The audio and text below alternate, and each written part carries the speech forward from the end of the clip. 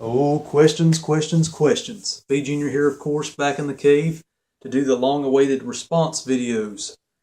Basically, I don't know how many videos it will be. Probably a couple of them broken up into different ones. I'm going to do the Q&A responses today, guys. Going to start this little series off right. Got the laptop of mass destruction over here, and provided it doesn't blow up again on me, I'm going to read off your questions in rapid-fire format and impart upon you the knowledge in this cabeza upon you. I'm going to gush knowledge all over you today. You should feel empowered. You should feel thankful that I'm imparting this upon you. You will feel forever enlightened, and you will have a special powers about your being after you. Okay, enough. All jokes aside, guys, let's get a brew and we'll dive right in. Tell you what I think about these questions. Right off the bat, you guys are pros out there. I thought this was going to be one of those throwaway videos where nobody took part in it or anything of that nature. But I found today that you guys are generals out there. 5-star salute to you guys for taking part in the Q&A video. So today, without further delay, let's get us something to drink, a little tasty beverage here. Rock a little bit of light here. Let's get a nice Dawn of the Dead koozie. Gotta have a koozie, man. Keep it nice and cool. My dog is strung out on peanuts, man. You might hear him rustling around down here. Don't worry, dog. We'll eat my nuts here in a little bit. You get to eat my nuts. Don't worry about it. Here's to you guys. Rock on. Q&A. High-tech stuff, guys.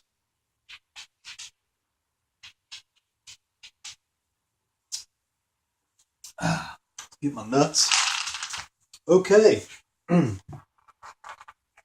First question from my boy Pizel, the El Presidente of the Sausage Factory.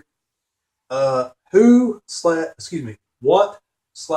inspired you to start your YouTube channel? Well, basically, I started a YouTube channel somewhere around the time frame of 06-ish, but it wasn't really to do anything meaningful like this today, a meaningful video. I, like many of you out there, had a channel. I'm like a squirrel. Sorry, guys.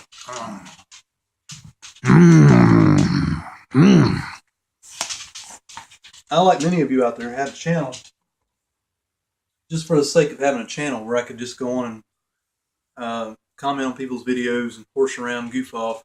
I watched a lot of Jackass style stuff back in those days, in the infancy of YouTube. Wasn't really using it for anything. Then when I first started posting videos, it was just me and my cousins were just goofing off, or goof off videos, and or just experimenting with a camera, just goofing around. Nothing too formidable. Nothing with a real purpose behind it. Doing a lot of random goof off comedy vids and stuff like that. Just for my own amusement, really. But what really inspired me was I started finding that, yes, I had this horrendous movie collection. We'd relocated to a new town, which we don't live there anymore, thank God. We'll talk about that another day. But I was sitting around looking at my collection. I was like, I got a ton of movies sitting here, man. Why don't I just do some movie reviews? There's a small... At that time, this is around 07-ish. Like a year and a half had went by. And I didn't even use YouTube there for a while. I was just like, whatever. That's just another parting fad. But it just I kept finding myself going back and watching movie reviews and stuff like that. Really, it was guys like Rahu Magnifico's. I think that was one of the first times I really saw like a marathon of Friday the 13th films, where he and his buddies were sitting around at his mom and dad's house, and they were like watching these films and just kind of giving their on-site commentary, if you will. Those were some of my first memories of YouTube, and wanting to do my own movie reviews and things of that nature, just interact with people and talk to people. And I found Pizel and Oric and all these other guys along the way that it kind of culminated to becoming the Sausage Factory later, what we recently came together and done. I can't take all the credit for that. That's really Pizel and Oric's baby there, for the most part, if I'm not mistaken. I just kind of join in, and they let me hang out with them. But that's what really inspired me, is just guys of like-mindedness, part of which are still my friends today on YouTube. There's been ones that have came and go over the years, like Savini 1979 comes to mind. I think he used to do a channel back in the day. A lot of the channels where they just did collection videos, like, let me show you my shelves. This is what I have. It was VHS collections back then. It was because you were still seeing the wind down from VHS and DVD was just coming in. Not when Blu-ray didn't even exist at that point to any degree that anybody would want to care about talking about, and Laserdiscs were still kind of talked about here and there. But that's what really inspired me to do a channel. Was just guys of like-minded. I was kind of looking for something like a hobby back then. I really wanted to dive into. So, good question. Good way to start this one off. Here's to you guys.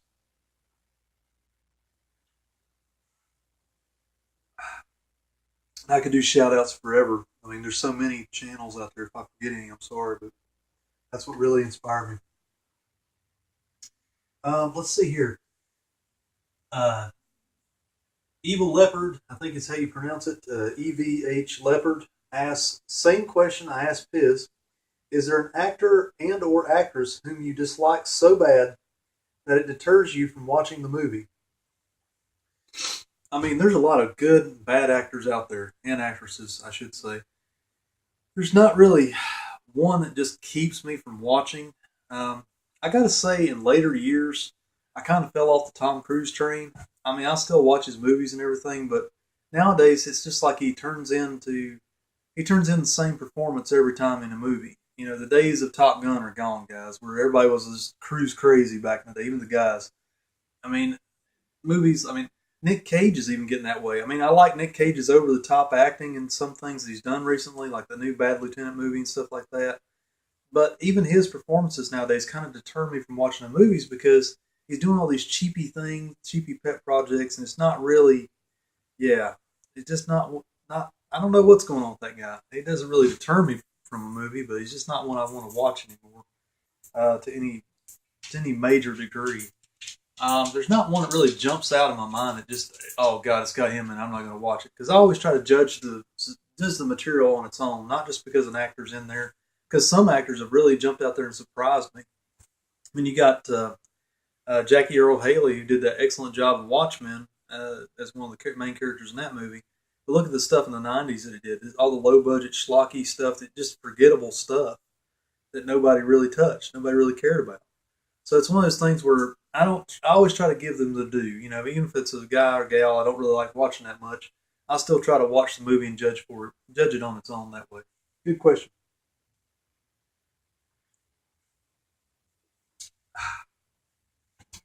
Let's see. It's my boy Orc. Orc 15145 to be exact. Let's climb another one here, guys. It might be a long video today. Okay, Orc's got a multi-part question here. He said he was going to fire off some multi-parts in furious anger here, so here we go. Favorite soda?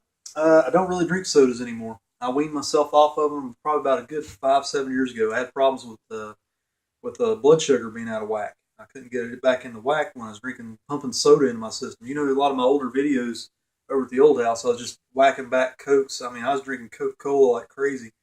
And, sodas of the like, 7-Ups, you name it, Sprites, all that stuff.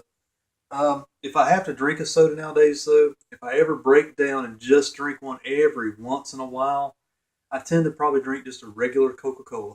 That's probably what I would reach for. Favorite game to play? I don't really play games that much anymore. I'm kind of a retired gamer, if you will. I'm in the retirement home of gaming. But if I do find myself gravitating to games, it's usually during the party setting when the Wii comes out. We're playing golf, interactive games with the Wii wand, that kind of stuff. Bowling Fanatic. I love those kind of games. But if there's a game that I really like to play anymore, it's usually got to be some kind of I'm kind of nostalgic. I like to play board games still every once in a while. Like when we get snowed in years past, my wife and I will drag out the long games like Risk or something like that where it takes all day to set up and spend hours on. We're big Clue fanatics around this house. We love the board game Clue. Parker Brothers, man. I'm down with the brothers. That's right. Let's see. Coolest place you've ever been to? Well, are we talking about cool in terms of exotic or cool in terms of weather versus the hot nature?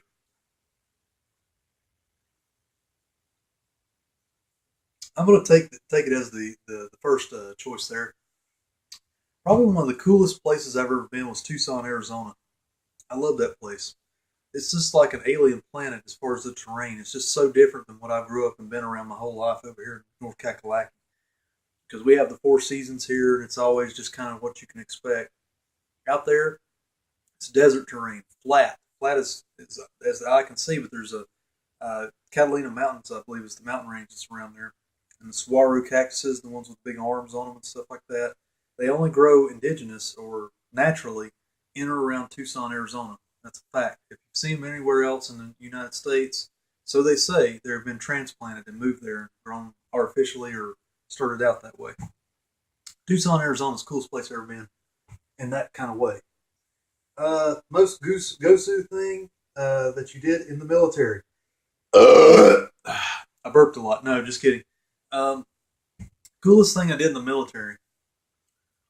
Well, United States Air Force usually has the reputation of being pampered amongst the other branches of the military, like we have all the breaks or something of that nature. That's actually not quite true. It's a big misconception. We're kind of like the bastard stepchildren of the Army, whereas the Marine Corps is the bastard stepchildren of the Navy. We're a splinter faction of the Army, basically, grown into their own branch. The Air Force usually was always said, oh, they get all the breaks or anything. We do in terms of living or lifestyle, but we always got the hand-me-downs as far as equipment from the Army. Like, I didn't even get a bulletproof helmet to my third year in the military. So, thank God, nothing happened then.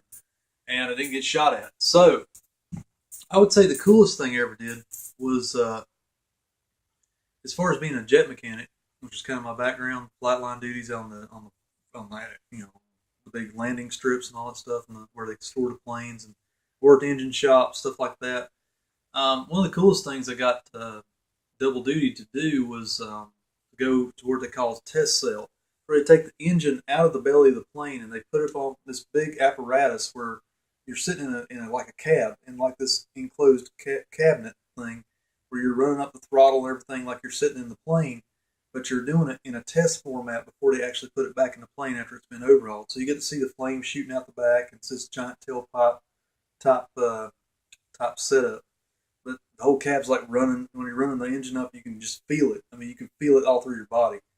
It's just really exhilarating. Very cool. Very cool. Cool stuff. Good question. How do you stay boss all the time? Now, that's not a question to be taken lightly. I mean, this is something you really got to stop and think about. So let me think for just a moment. I stay boss all the time because that's my answer. Good question. Okay, moving on. R&R Horror Hunter, good channel by the way. Awesome B Junior. Here are 3 questions. Who/what is your favorite rock artist/band? Oh, I have many of those. Most of them stem from a lot of the hairhead bands back in the late 70s, throughout the whole decade of the 80s was pretty cool. Any of those. I mean, I gravitate back to my roots. You know, a lot of people laugh, but I like Bon Jovi stuff. I even like some of his newer stuff. Even like Def Leppard back in the day. Not really so much now. A lot of the rock and roll stuff that I like was during that era, the big hair bands. Some metal, 80s metal, which you would call 80s metal, I guess. Like early Metallica stuff. I like that back in the day. I gotta say, one of the greatest ones that I always find myself going back to the well for is AC/DC. Just give me some old school AC/DC or even some new 90s, late 80s and 90s AC/DC. They were just always the good all around go to band. I don't know. I know it's kind of a generic answer to a good question, but I really enjoy them. It's just one that I always find myself, let's put in Shoot the Thrill, or just I always just You Want Blood, some of the best tracks ever right there, guys. There you go. Let's see. Can you name a few Kung Fu Ninja film recommendations? Start with a good question. Very good question. I love some ninja films.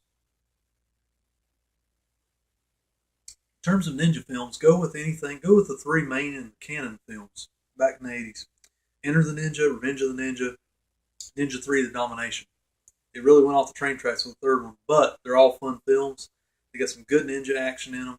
Canon films in the 80s, man, you can't go wrong. You just cannot go wrong. There's no way you can go wrong. Sorry, there's just no way. Kung Fu movies are off the top of my head.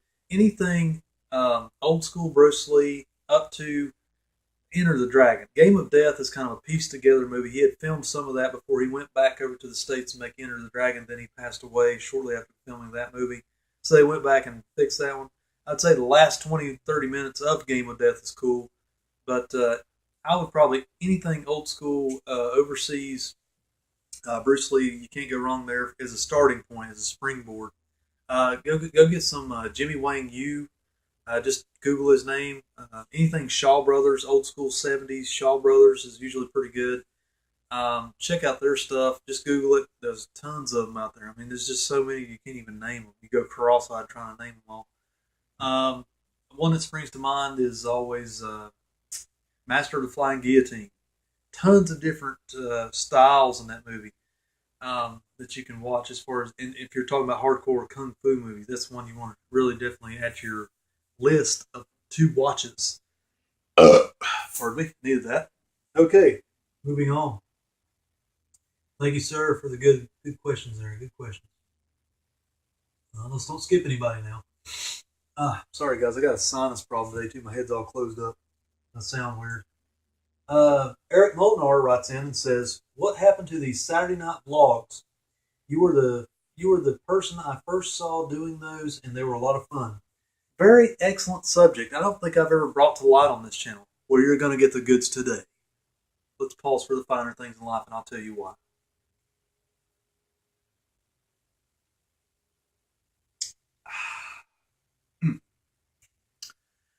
One of the reasons why I don't have the Saturday Night Vlogs going on right now is because they were kind of like a summertime thing last year that I just kind of experimented with and really enjoyed doing. When I got home early from work, or it was on the weekends when the wife was out shopping or whatever, just needed a little time passer. So I'd throw on some tunes, crack a brew, and just go for it. Well, there's a couple different reasons why I had to take them down. I took the videos down mainly because I kept getting hits. I kept getting strikes, and or I actually got complaints pretty regular after that video series was put up, where people were just concerned. They were writing in and saying I was being very irresponsible. I heard that more than once, about 3 different times. That's no joke. That's no BS. This is the truth. You're getting the truth Q&A here today, guys. I got at least 3 times that I can think of off the top of my head of people saying I was irresponsible, and I probably very much was. I was going through a experimental phase right through there. I'm not drinking hard liquor anymore. It's yeah, those two together they're not good bedfellows, and it was tiring to some degree too. That's why I had to kind of slack off from doing them. I thought I'd just do them during summertime because it was something fun to do. We didn't take a whole lot of vacations this past year because we moved into a new house, and I just needed to kind of take the edge off. And I thought, why not make some fun videos while I do it? They'll probably return this summer, but they're not going to be having. Another reason was because of the music. I had a lot of what I thought was royalty-free music in those videos. Now, granted, I probably wasn't in my right mind when I was making them throughout the whole thing, but turns out a good few tracks were not royalty-free, even though they came from a royalty-free, what I thought was a royalty-free source. So that was the reason why a few of them had to come down. So I just thought, let's just take them all down. They were just fun goof-off videos anyway. They're not a lasting review, nothing like that. They were just me saying, hey, I bought this week, and I was goofing off, acting like a goof. Those will probably return this summer, but I've got to kind of iron out the format a little bit more. Mainly because I took them down mainly because of complaints and or strike and or music rights. It was just too much to kind of keep up with, and I'm a lazy guy when it comes to YouTube, guys. I just like to do it for fun, do it for pleasure. I'm sorry, I do it for me. I'm selfish in that respect because I just didn't want to have to sit there and just keep kind of monitoring whether or not this was going to be sufficient or put out brush fires, so to speak. So that's why I'm not doing it right now. Plus, because it's wintertime, I'm watching a lot more movies, trying to get out to the movies more. So there you go. That's the main reason why the Saturday Night Vlogs are not on the channel anymore. But they'll probably return, but just probably not in a tweaked format. I'll say it that way. Good question. Good question. Very good question.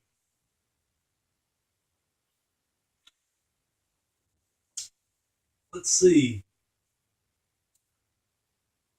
Okay. Benway20 writes in and says, who's your favorite actor to play Batman? I'm guessing you're just saying across the board, from 60s on up on film or in the 30s serials, or I'm not real sure how far you want me to go into that question. But I'm guessing you're probably talking about the cadre of the '60s on up through the '80s and '90s films that came out, and even today. Okay, I'm not going to make this a multi-layered answer or anything, but my favorite actor to play Batman in the contemporary sense is probably Michael Keaton. I don't know why, it just worked for me. The guy's probably my height. He's probably around 5'8" to 5'10", if that. He's not a 6-foot guy, but they made him seem like he was a bigger than life character. Tim Burton, the original Batman, still works for me. I don't know why or how, it just still works for me. It's nostalgic to some degree, yes, but it still works on a superhero level.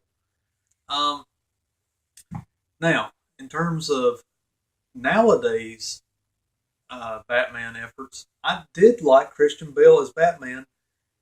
I do have the same problems with why he had to change his voice for Batman. Do all that stuff. I understand that. Okay. But I do like the Christopher Nolan Batman films very much. I really enjoy those films. Um, I just don't. The voice, there's always that voice problem with Christian Bale. But I think he made a really great Bruce Wayne. Got in really good shape for that role too, and I just think he really did really well. That's my answer to that one. Okay, uh, who's your least favorite actor to play Batman? Honestly, George Clooney. I just feel like George Clooney kind of took the paycheck, he phoned it in. He did okay as Bruce Wayne, but the whole movie was a mess anyway, Batman and Robin. But it's just one of those deals where it's one of those movies that just happened. Yeah, it's just there. Does anybody watch it now? No. It was kind of like a riff on the old '60s Batman, Adam West, Burt Ward stuff, but at the same time, guys, yeah, damn. Have you watched it lately? Yeah, okay. So yeah, I think not to his discredit because the guy's a great actor, but just not in that role. It's just kind of you just kind of got that feeling like, yeah, I'm here taking a paycheck. I'm just doing this, and I'm just I don't know why I'm doing this, but I'm gonna do it. So yeah, George Clooney, not so good. Let's see. Are you looking forward to the new Shane Black Predator film? Yes. And I don't know why the last film that was produced, mind you, not directed, but produced by Robert Rodriguez, Predators, which I deem to be Predator 3 in my opinion, why it gets so much flack. Because what do you want? It's got the music score. It's got the Predator action that you want in spades. It's got it's got multifaceted different characters in the film. All these mercenary types come together and they fight the predators. They themselves are predators. Anyway, I'm getting off on a tangent, but yes, I'm looking forward to that film very much. I'd like to see a really well-made Predator film again. Very cool. Who's your favorite director of all time? Easy, John Carpenter.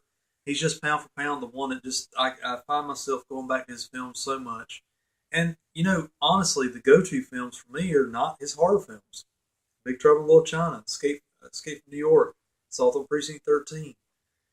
I mean, the list goes on. I mean, Vampires. I don't even really consider that a horror film. That's more of an action film. I mean, I can go on and on and on about the films of John Carpenter. Um, I'm one of the few though that's kind of an easy mark for his films. I mean, I even didn't really mind the award that much. It could have benefited from a John Carpenter score. I think that would have helped it a little bit.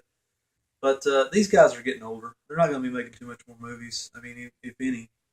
But yeah, John Carpenter is just my all-around favorite director of all time.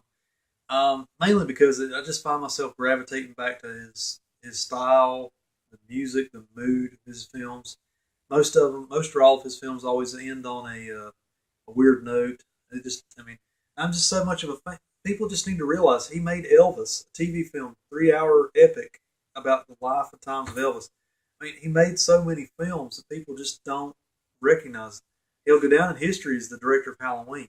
That's just I mean, he's pigeonholed because of Halloween. I mean, the great horror movies of The Fog, you name it, they're out there. They're his films, and they'll never change. Christine, I love that film. But John Carpenter's pound for pound my favorite director of all time. Feel very fortunate to have met that man. Let's see. Let's see. What is the worst movie you've ever seen in your life? I wouldn't say the worst movie overall, but the worst movie going experience was The Pelican Brief. You remember that one with Julie Roberts and it was a '90s film, I think, with Julie Roberts and Denzel Washington, I think. That's one of the few films I count on one hand, about three, that I've ever walked out on. maybe I was too young at the time for the subject matter or whatever. I walked in. I was there on a date, and I watched this film, and we just walked out on it. We left this film because it was just terrible. I could not get into that film. I don't know why. It just wasn't good. I don't know why. It just popped in there. That's the one that just popped in there. Okay, guys. Do you think physical media will go extinct, or do you think collectors will keep it alive? I don't really think that's a good question. I don't really think it's a question of collectors keeping it alive so much. They will if there's a market for it. It's all about marketing. It's all about supply and demand. I don't think physical media in any format, whether it be music and or movies, anything that we consume into our brains, will ever go fully extinct. Because they're still making special edition VHS tapes, for God's sakes, and vinyl, things like that for uber collectors. I mean, everybody can say vinyl's making a comeback. I don't really think vinyl's making a comeback. I don't even think VHS is making a comeback. It's just still there. It's just never went away, if that makes any sense. It's just the way I feel about it. I don't think it'll ever fully go away. I do think the digital market will continue to increase, and that'll become the norm like it already is. I mean, Roku boxes, streaming players, that's just the age we live in. I mean, that's just the way it is. I mean, you have to accept it. Even a hardcore collector like myself, like I'm staring at my Blu-ray shelf right now across the room.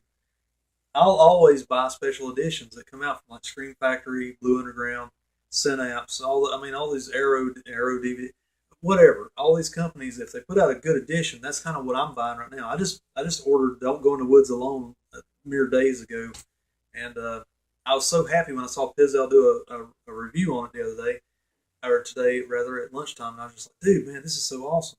These are the ones I'm going to spend my money on now. Mainly because the days of the video stores are gone. There's a few of them still out there, but doing those big major hauls from the used movie stores and stuff like that are over. I mean, I think that part of it's over, but I think the collector's market, the collector's edition market will still be there. Good question.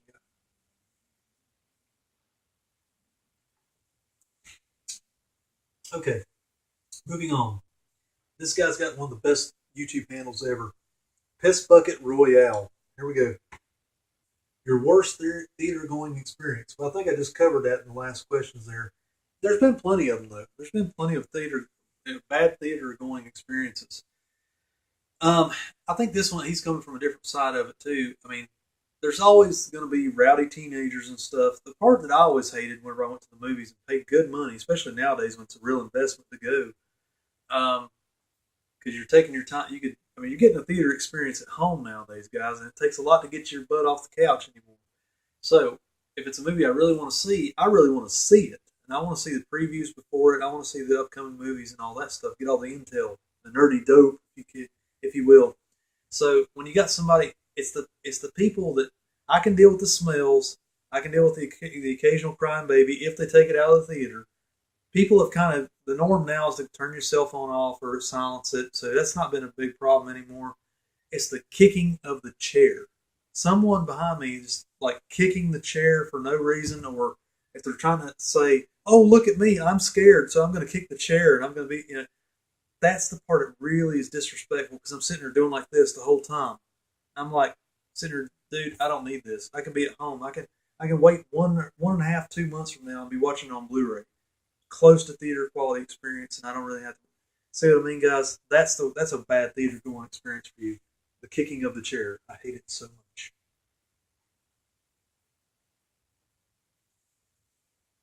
Okay. This is definitely going to be a multi-part video. We're up to 28 minutes. I'm going to do one more question. We're going to get out for this video, and there'll be a part 2 coming soon. Rock on. Okay. The Galindo 37 writes in and says, have you ever seen the John Frankenheimer 1975 and 1979 film Prophecy, the monster movie? It's one of my all-time favorite horror films. I don't think I've ever heard any of the Sausage Factory dudes speak on it. It's well done for its time to think and must view for any horror monster fan. Okay, I have heard of the film. I have heard of the film in many circles, but I've never watched it. There's so many John Frankenheimer, even William Friedkin films that I still have not seen. I know it's a heresy to say to some moviegoers or movie viewers, movie collectors, if you will, but there's another one by William Friedkin called Sorcerer that comes to mind. It's just recently had a Blu-ray release. I've never seen that one. I don't even know what the movie's about. I was like, what is it? Roy Scheider's in this movie? So yes, I've got that one on the list of to views. This list is probably about that long though of movies I've never seen, but it is. I've heard about that one in many circles, but I've never seen it. Um, I hope to see it soon. I'm gonna see if Netflix has it actually because of this question. Thanks, good question, guy. I'm gonna close for now, guys. Hope you guys enjoyed the first segment. I'm gonna be returning to this series in the next few weeks, next week or two. So watch closely, and your question will be read on video and answered by this brain. Rock on, dudes. Bye. It's my nuts.